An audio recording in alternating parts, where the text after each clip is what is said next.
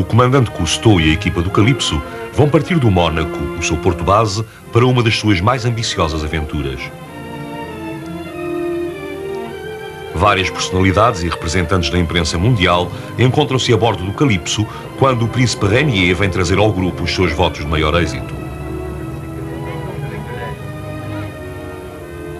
O cônsul de França é recebido a bordo.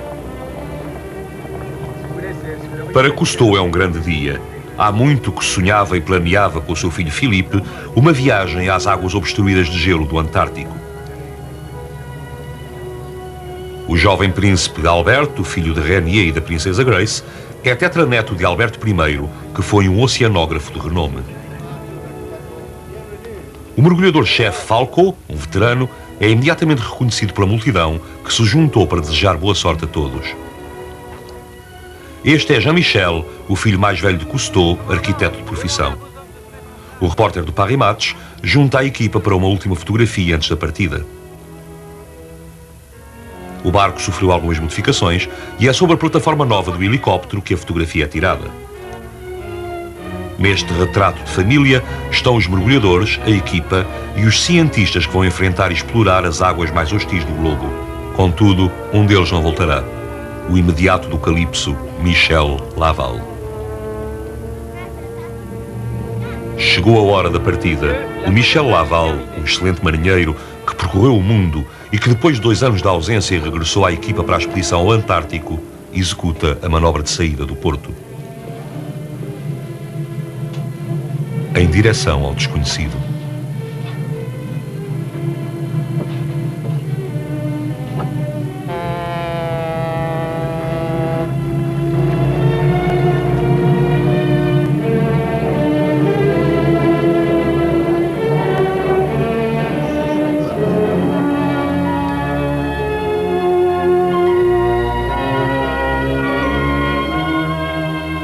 O comandante Cousteau, que desde as expedições árticas anteriores se apaixonou pelas águas polares do hemisfério norte, dirige-se agora para sul, a fim de explorar os fundos do Antártico e as margens da região mais desolada da Terra. Rumo ao sul até ao fim do mundo.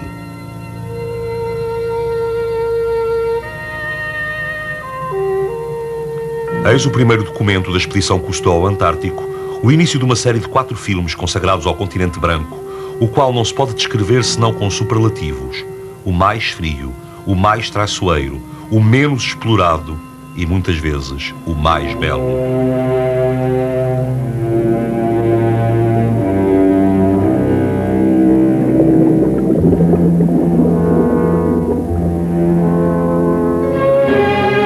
A Odisseia submarina da equipa Cousteau.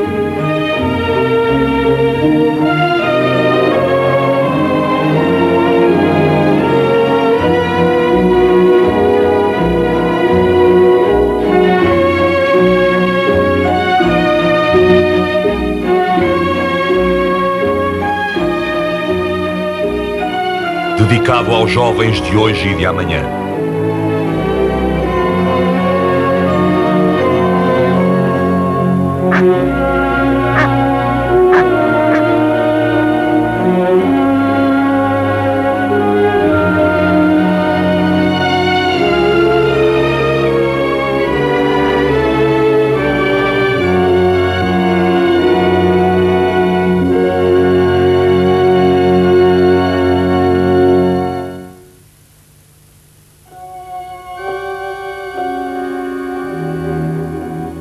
A Terra, fotografada pela Apolo 17. Já os primeiros filósofos gregos pensavam que a Terra era redonda e calculavam mesmo que devia existir um continente austral para contrabalançar a massa das terras nórdicas. A Antártida há muito que atraiu os aventureiros e exploradores que procuravam os últimos recantos desconhecidos do planeta. Em 1773, James Cook, no seu barco La Résolution, passou pela primeira vez o Círculo Polar Austral.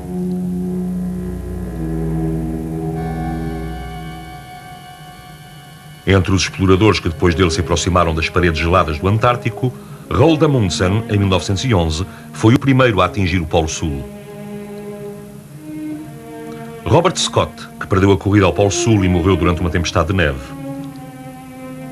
Ernest Shackleton, que em 1915 sobreviveu a um inverno no Antártico depois do seu barco ter sido esmagado pelo gelo. Richard E. Byrd, que nos anos 20 fundou a pequena América e sobrevoou o Polo. É em dezembro de 1972 que o comandante Cousteau, o Calypso e a sua equipa tentam revelar a vida marinha contida sob os gelos. Missão Cousteau à Antártida. Primeira parte. O gelo e o fogo. À memória de Michel Laval, imediato do Calypso, que morreu na Antártida a 28 de dezembro de 1972.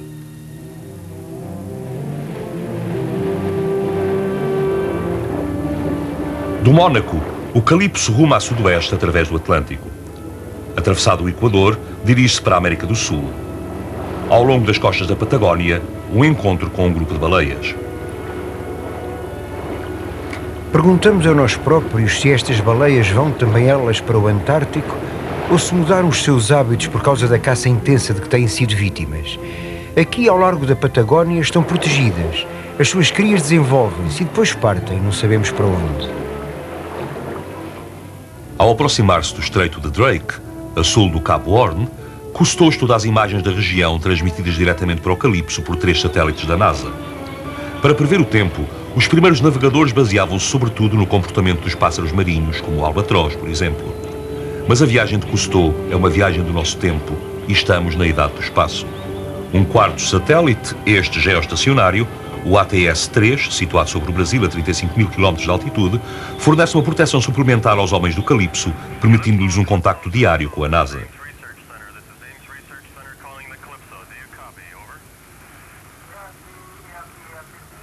Durante toda a expedição, a NASA vai transmitir a este navio de pesquisas que mede somente 43 metros as informações e facsímiles respeitantes às previsões meteorológicas.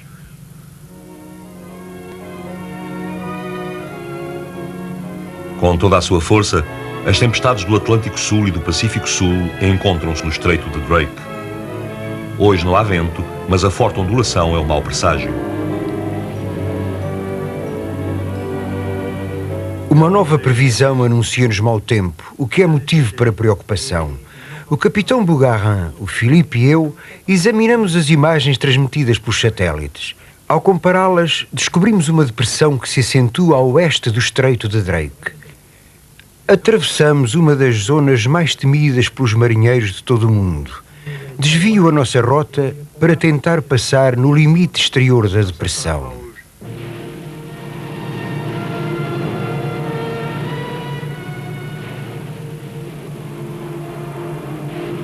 O vento atinge 65 nós, ou seja, 110 km a hora, e vira-se bruscamente para o oeste. As próximas 18 horas vão ser difíceis.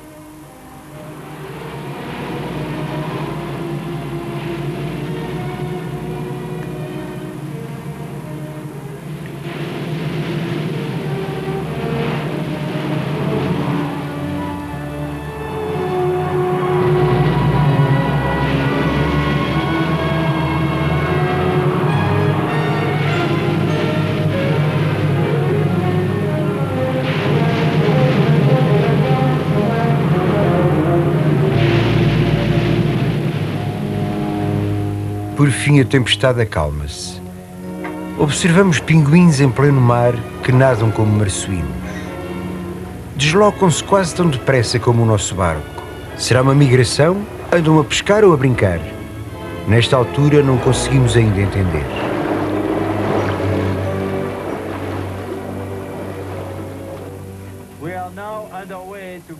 Navegamos rumo a Porto Cove, na ilha do Rei Jorge, diz Cousteau. Esperamos chegar esta noite, apesar do forte vento do oeste que provoca um mar cada vez mais agitado.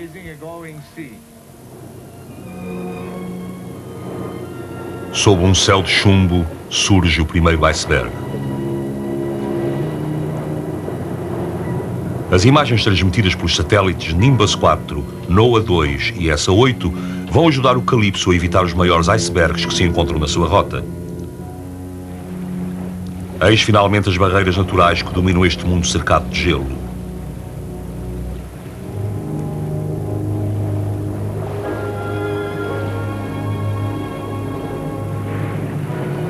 Para chegar à Baía do Leopardo, na ilha do Rei Jorge, na extremidade da Península Antártica, Cousteau tem de manobrar com precaução, pois as vagas batem nas falésias de gelo em vias de se desintegrarem.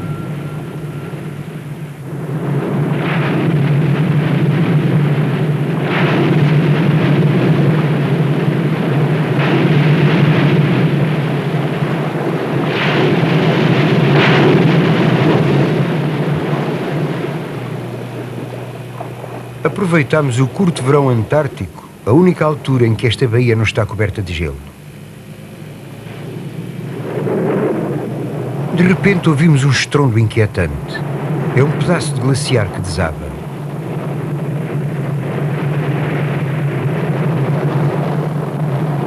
Tememos ser submersos por esta vaga fantástica, mas para nossa surpresa, o gelo ao voltar à superfície reabsorve quase toda a energia desta enorme massa de água em movimento.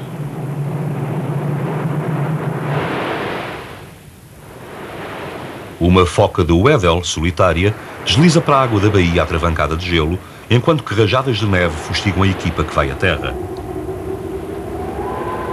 Sem árvores, sem um único animal terrestre, o Antártico tem um meio ambiente tão inóspito que nunca foi habitado pelo homem.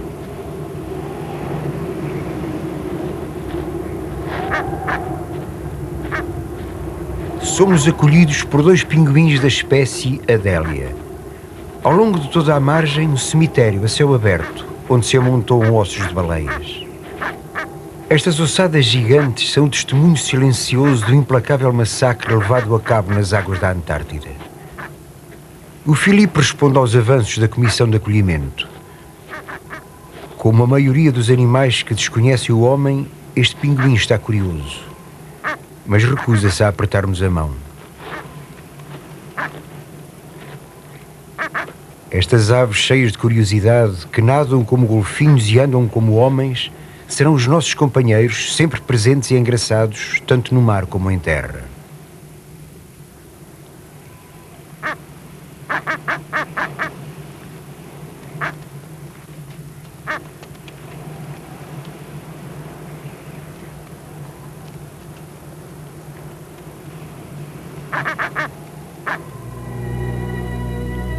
Neste promontório de rocha e gelo batido pelos ventos, descobrimos um outro cemitério. Ali, os túmulos são marcados por cruzes de madeira gastas pelas intempéries. 4 jovens ingleses perderam aqui a vida.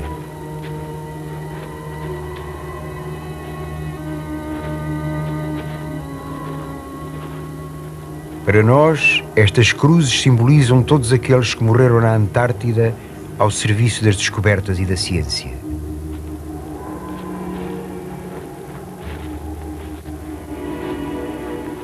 Pensativos, descemos para a baía deserta. A bordo do nosso pequeno Calypso, somos 30 a enfrentar o Antártico.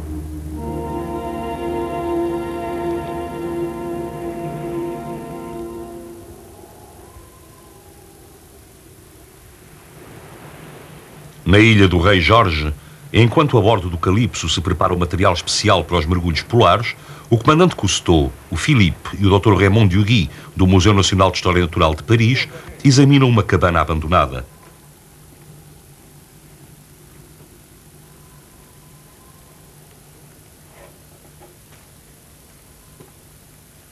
Há quanto tempo não entrará aqui ninguém? Bom, provavelmente era um laboratório. E uma estação meteorológica, evidentemente. Sabem, logo ao princípio da descoberta da Antártida, depois dos heróis, vieram os cientistas e instalaram um pouco por todo o lado estações de observação que hoje encontramos abandonadas. Atualmente, estas estações meteorológicas estão completamente desatualizadas. Os satélites realizam este trabalho muito melhor e sem pôr em risco vidas humanas. Os homens que aqui viveram deixaram a estação tal como estava. Poderia sempre servir de refúgio a alguém em perigo.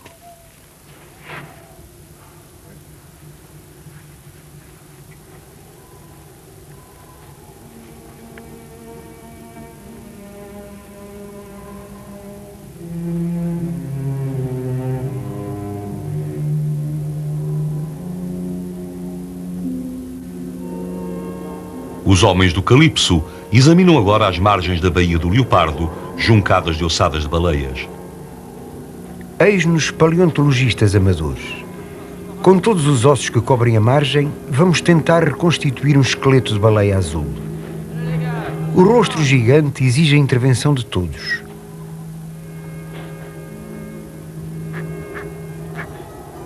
Um pinguim precipita-se como que para supervisar a operação dirigida de facto pelo Dr. Dugui.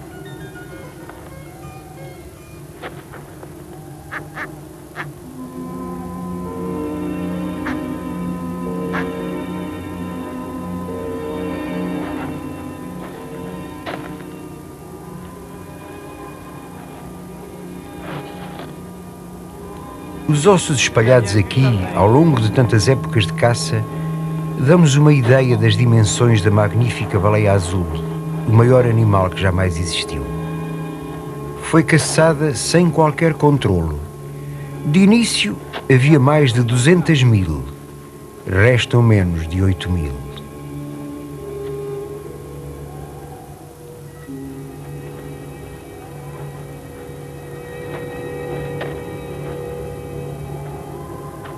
Eis finalmente a nossa baleia. Media perto de 30 metros. Fizemos-lhe este monumento funerário, quase um fóssil. A bordo do Calipso, o Filipe e a sua equipa preparam-se para experimentar a eficácia dos novos fatos de mergulho, estanques. São feitos de uma só peça e foram concebidos para manter os mergulhadores secos durante a exploração das águas polares. Os mamíferos que voltaram ao mar estão protegidos por uma espessa camada de gordura. Para substituir a gordura e isolar o corpo do frio, enchemos de ar os fatos de espessura dupla. Mas o controlo da flutuabilidade torna-se delicado. E assim partem para a sua primeira incursão neste mundo novo dos mares glaciais.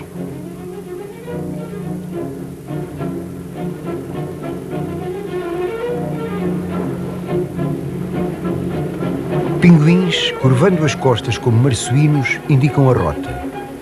Para melhor conhecer o seu ambiente, o Filipe decide segui-los até à saída da baía.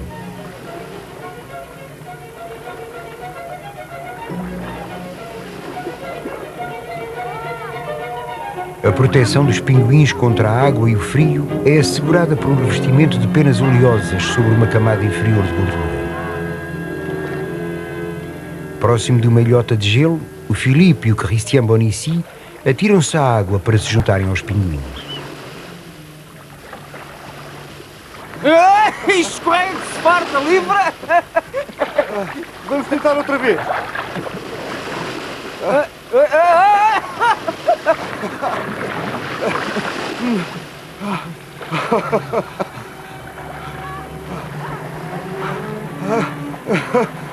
Finalmente, o Bonici consegue agarrar-se a um bloco de gelo saliente, mas o Filipe continua a enervar-se.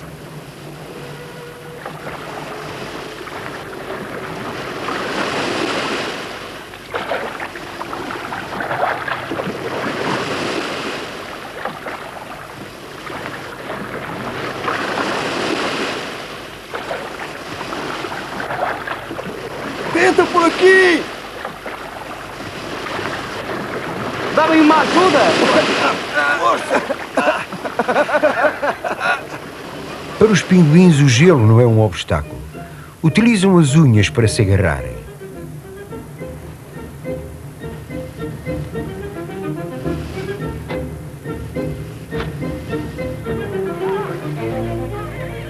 Estes pinguins parecem resolvidos a evitar os nossos mergulhadores. A escalada foi sem dúvida difícil, mas a descida não apresenta nenhum problema.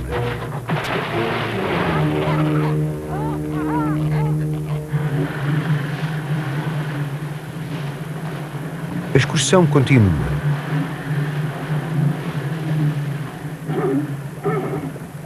Uma foca caranguejeira com o seu focinho comprido observa o grupo com um ar apático, enquanto as outras vão para a água.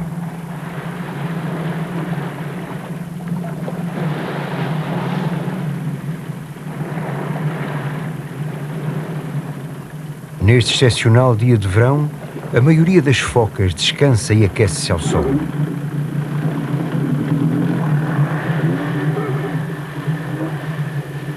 Somos atraídos pelo brilho do enorme iceberg de secção retangular. Estes icebergs são inteiramente de água doce, de gelo proveniente da neve caída sobre a Antártida durante dezenas de milhares de anos. Alguns icebergs chegam a medir quilómetros. Os homens vão agora pôr à prova os seus fatos de mergulho nos tanques. A temperatura da água é de um grau negativo, mas devido ao sal que contém, não gela. Emocionados e algo inquietos, abrem os olhos pela primeira vez no fundo do Antártico. Encontramos águas ricas em plâncton e por isso turvas ao longo da nossa descida para a base de um iceberg que veio à deriva para a Terra. Somos surpreendidos pela abundância de algas que são em parte arrancadas pelo iceberg. Os icebergs são responsáveis por impressionantes destruições locais de fauna e de flora, dado que cavam sulcos profundos no solo quando erram ao sabor das correntes ou se movimentam por efeito de ondulação.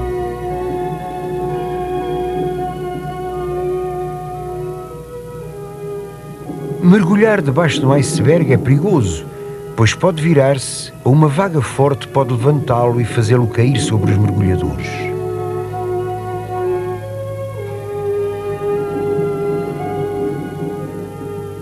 A superfície, para o Philippe e para o Christian, representa a segurança.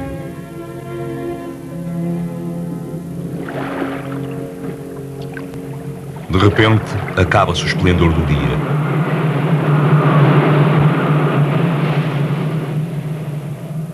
As pás do helicóptero estão em risco de ser arrancadas.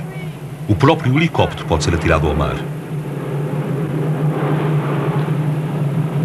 Cousteau precipita-se para a coberta. Sem qualquer aviso, em 5 minutos, levantou-se vento. Atinge agora 150 km a hora.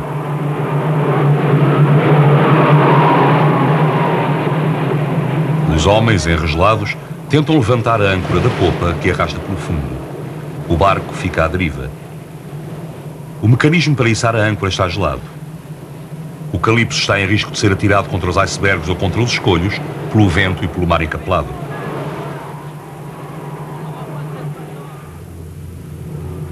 Não sendo possível utilizar o mecanismo, Cousteau pede aos homens que tentem içar a âncora com a grua que serve para manobrar o submergível. O gancho da grua é engatado na corrente da âncora. O capitão Bougarin comanda a operação e a grua é posta a funcionar. Finalmente, a manobra fica concluída, mas o Calypso não se atreve a sair da baía.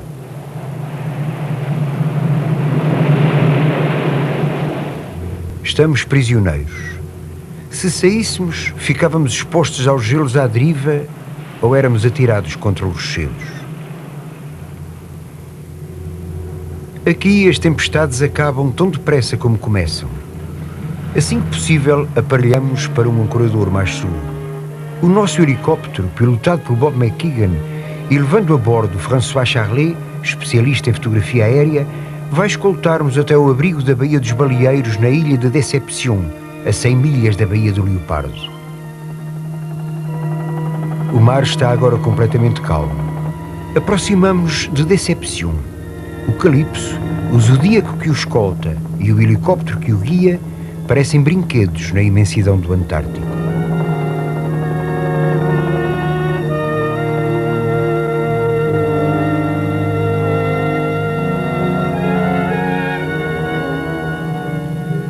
Cousteau vê pela primeira vez a ilha vulcânica de Deception, enquanto o helicóptero conduz o Calypso para uma passagem estreita à qual foram dados nomes bastante significativos: a Forja de Neptuno, a Boca do Dragão, a Porta do Inferno.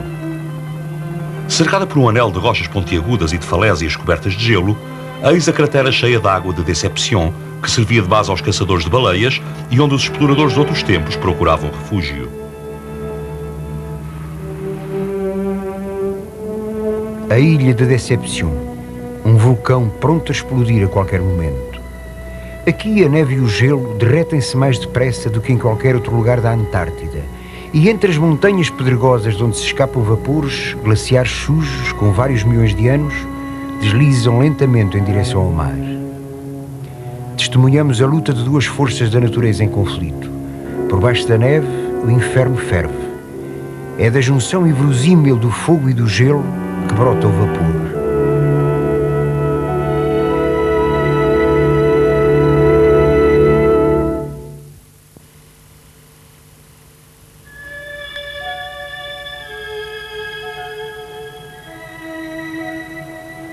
O Calypso manobra para entrar na cratera submersa de Deception. O barco ultrapassa a porta do inferno, o único acesso possível ao caldeirão fumegante.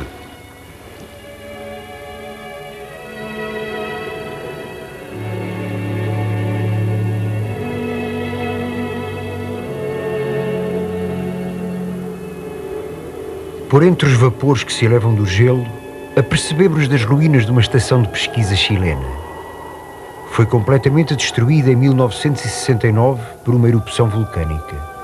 Houve 3 erupções do género explosivo na ilha entre os anos de 1967 e 1972.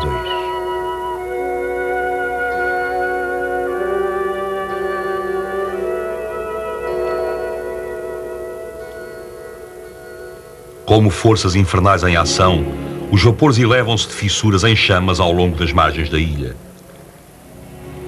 A equipa do Calypso debruça-se sobre as águas fumegantes.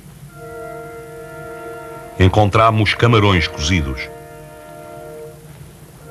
A temperatura à superfície ultrapassa os 50 graus centígrados, que é a graduação máxima do termómetro do Preselã.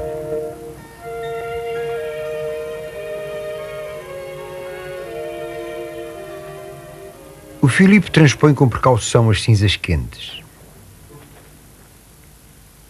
O ar é gelado, mas devem conseguir tomar um bom banho quente. Para ali não vou, onde é que me paguem?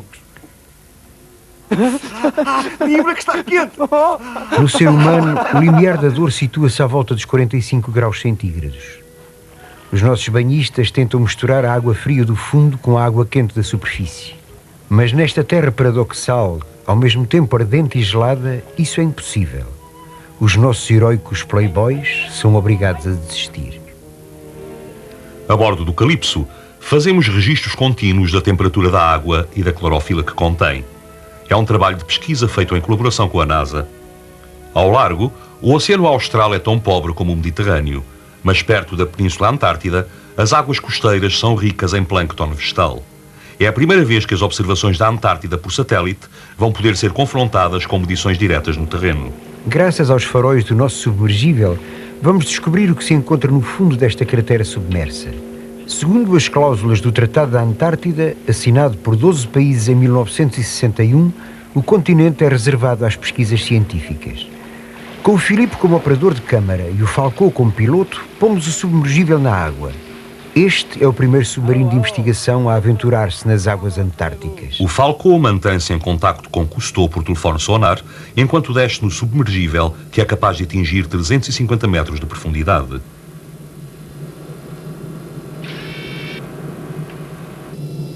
O nosso submergível é imediatamente cercado por milhares de pequenos peixes.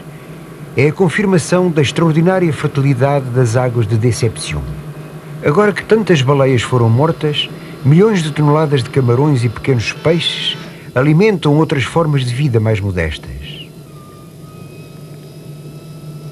As ofiuras capturam as presas usando os braços como laços.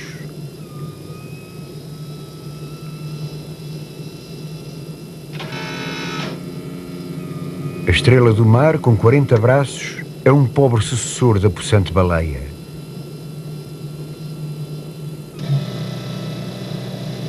O Falcão observa uma espécie de caranguejo, Pycnogonide, que se assemelha a uma aranha, com 8 apêndices articulados que se movimentam. Mas onde está o corpo?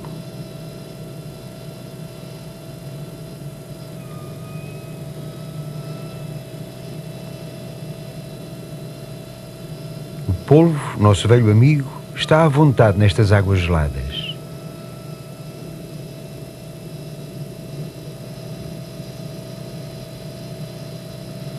Encontramos um estranho peixe azul, imóvel como uma pedra e que nos é desconhecido. Tocamos-lhe com o braço mecânico para ver como nada.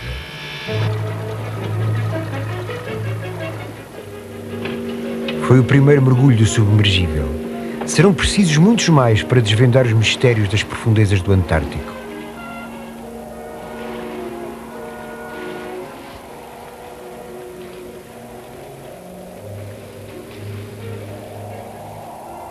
Já é de noite quando o Filipe sobe. Em dezembro aqui não há mais do que 1 hora de escuridão.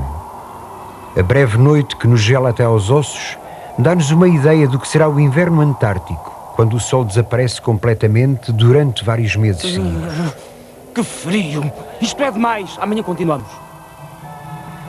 De madrugada, o Calypso volta à ilha do Rei Jorge para uma caçada aos fósseis que poderá trazer grande contributo à história da Antártida. Durante a viagem, o Dr. François entrega a Cousteau as imagens do estranho peixe fotografado. Imagens e mais informações serão transmitidas em poucos minutos por satélite para o Centro de Pesquisas Ames da NASA, em Moffett Field, na Califórnia. A resposta virá também por satélite. É um Nototénia. O Calypso enviará assim uma quantidade de informações que, esperamos, alargarão os nossos conhecimentos sobre os mares antárticos. O Michel Laval e o Dr. Duguy começam a pesquisa de fósseis. 2 secuas, conhecidas pelo nome de águias da Antártida, investem contra os homens que protegem os olhos.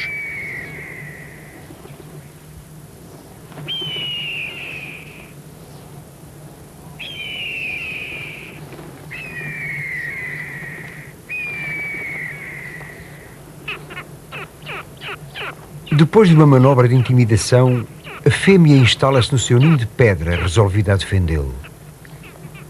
O Michel é bem intencionado, mas com as asas quase tão perigosas como os bicos, as secuas parecem dizer: estamos a chocar os nossos ovos, vão-se embora.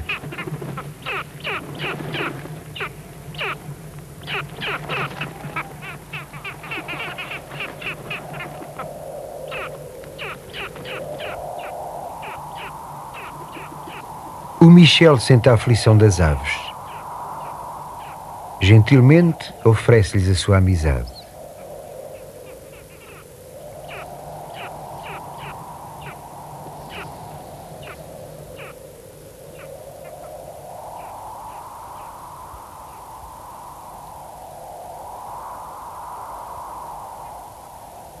Então, tu não és má. Vá lá, pequenina. Vá. Mais um animal que não merece a sua reputação de ferocidade. Mais calma agora, a fêmea parece responder aos avanços do Michel.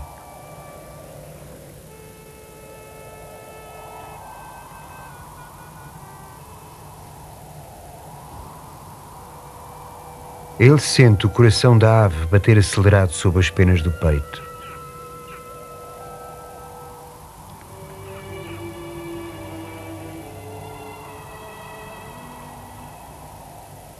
Aqui, nas fronteiras dos desertos gelados da Antártida, 2 espécies tão diferentes, reunidas por um simples acaso, começam a entender-se.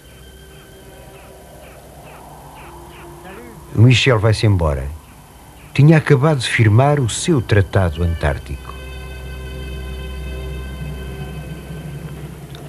Em condições meteorológicas difíceis, o helicóptero deixa Cousteau numa colina despida.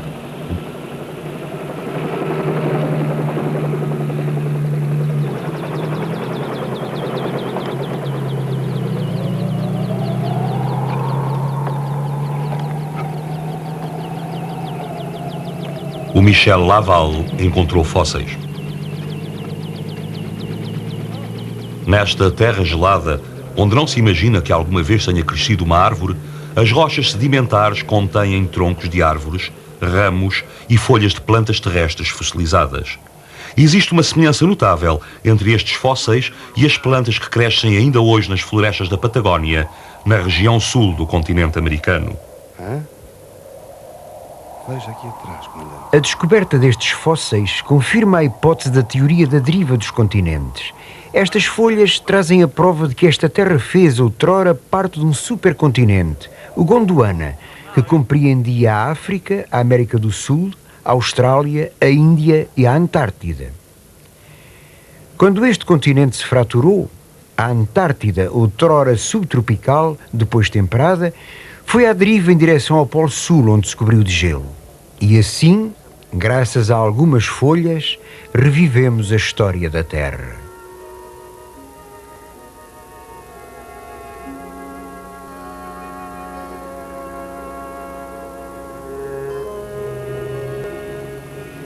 Eis-nos de volta à cratera fumegante da Ilha de Deception para prosseguirmos a busca de fenómenos particulares da Antártida. O Philippe Cousteau organizou uma equipa para escalar desde a margem envolta em vapor até à fratura de um glaciar provocada pela erupção de 1969.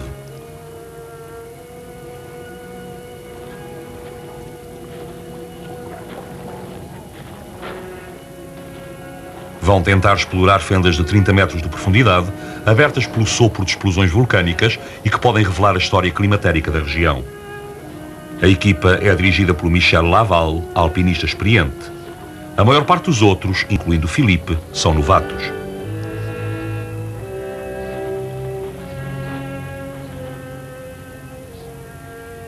Escalar um vulcão em atividade para atingir a frente de um glaciar é uma prova rara para homens do mar.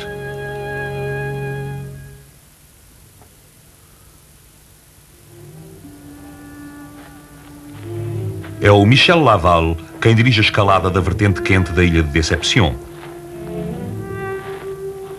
Para o Philippe, esta é a primeira experiência como alpinista.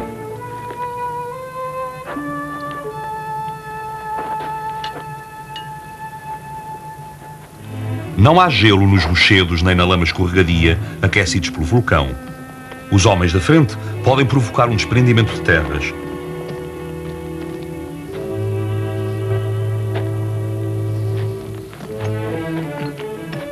Por fim, o Philippe atinge o solo gelado. Observe então o chefe de fila. A segurança de todo o grupo depende das suas decisões. O Michel tem de escolher a melhor via de acesso ao cume do glaciar, atravessando este terreno pouco seguro. Procura uma parede de gelo que, segundo os vulcanologistas, teria sido fraturada pelas explosões de 1970. Foi um glaciologista americano, o Dr. Norman W. Tenbrick, da Universidade do Ohio, quem indicou a Cousteau a localização desta falésia. Sobre a parte superior do glaciar, os homens que vestiram de novo as suas parcas progridem dificilmente. Experimentam a perigosa miragem branca em que terra e céu se confundem. As fendas constituem o maior risco. Têm provocado mais mortes na Antártida do que qualquer outro perigo.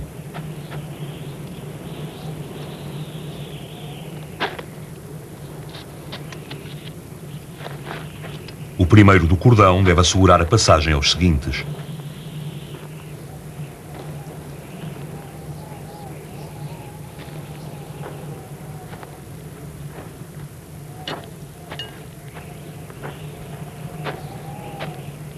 O Michel vai ultrapassar um caminho escarpado que as erupções vulcânicas escureceram.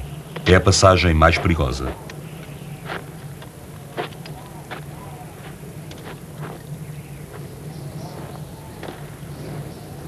O Michel mostra ao Philippe por onde deve passar. Tendo assegurado a sua posição, estica a corda que impediria a queda do Philippe se o caminho cedesse.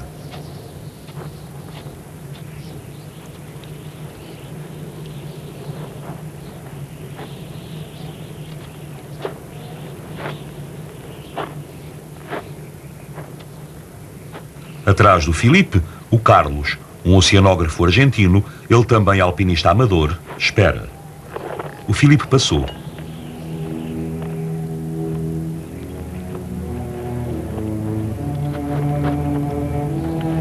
O último abismo é ultrapassado.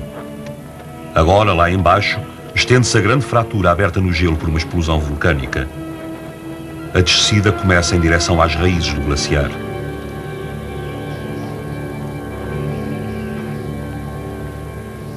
É diabólico, um inferno que gelou, exalando fumos e vapores e pronto a explodir de novo. O flanco do glaciar que foi atingido pela erupção apresenta alternadamente camadas de cinzas vulcânicas e de neve caída no decurso de cada inverno. Como os anéis de crescimento de um tronco de árvore, essas camadas permitem estabelecer a data das erupções anteriores. Indicam igualmente todas as alterações de clima desde 1670.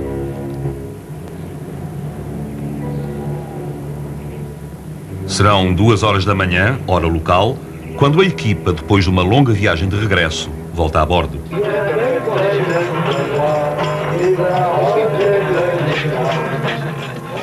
No dia seguinte, véspera de Natal no Calypso. Reúnem-se todos no salão. O champanhe não falta.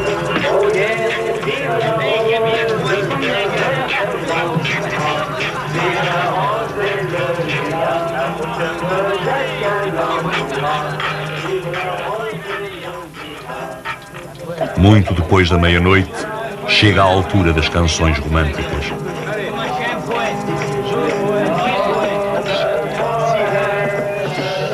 Quando morreu o poeta?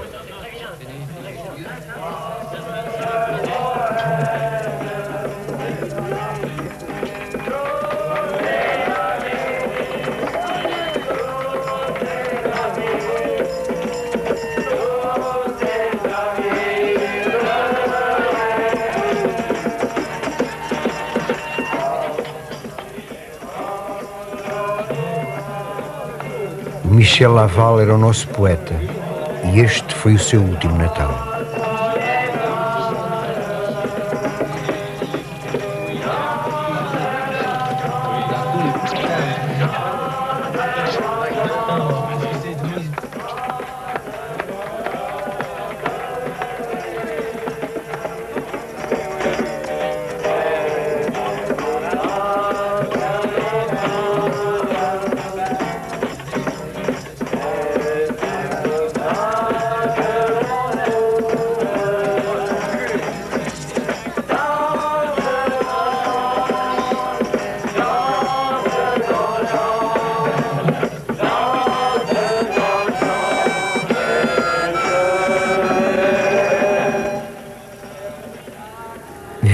De dezembro, dia de luto.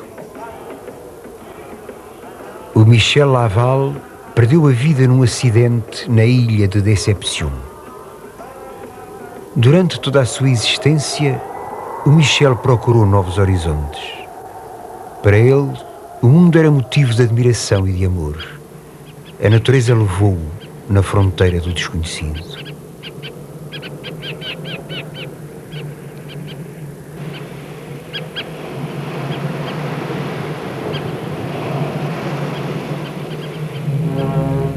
O pavilhão do Calypso é colocado a meia haste em sinal de luto. O corpo do Michel vai ser transportado para a França pelo comandante Cousteau. O Philippe e a equipa de mergulhadores vão continuar a exploração dos mares antárticos.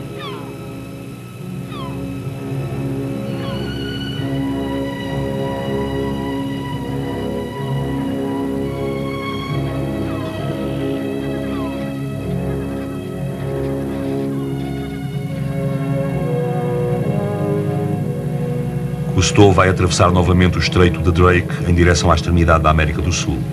Depois partirá para a França, onde irá encontrar-se com a mãe do Michel. Em seguida, voltará a reunir-se à expedição.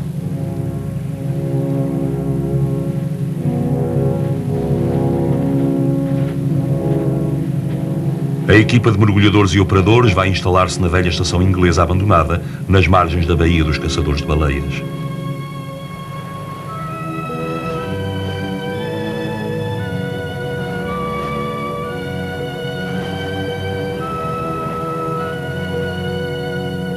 O Michel era uma pessoa sensível e profunda. Era daqueles que percorrem o mundo em busca da pureza. Tinha sido conquistado pela Antártida, pelo mistério das suas águas, pelas suas terras virgens, pelas suas imensidões cobertas de gelo, pela sua beleza transparente. Muitas vezes falamos da salvaguarda da fauna do litoral, dos mamíferos marinhos às formas de vida microscópicas. A recordação do Michel Laval só pode fazer aumentar o nosso respeito pela vida.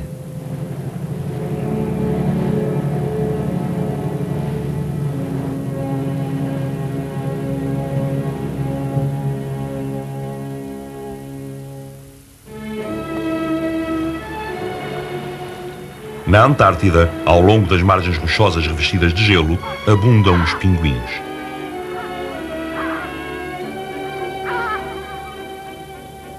Constroem os ninhos com calhaus, que são raros. Não temem as zaragatas, porque na colónia há sempre quem esteja disposto a defender os ninhos contra os ladrões de pedras. Na Antártida, Cousteau filma o ciclo completo da vida dos pinguins.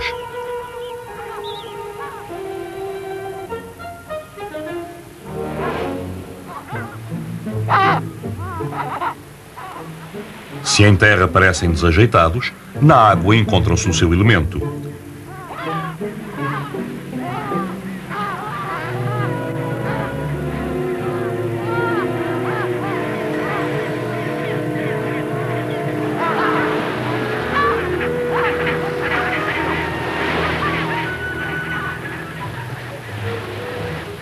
Cousteau vai mostrar o caráter essencialmente aquático dos pinguins e filmará pela primeira vez o seu voo gracioso debaixo d'água na segunda parte da expedição do Calypso à Antártida, o voo do pinguim.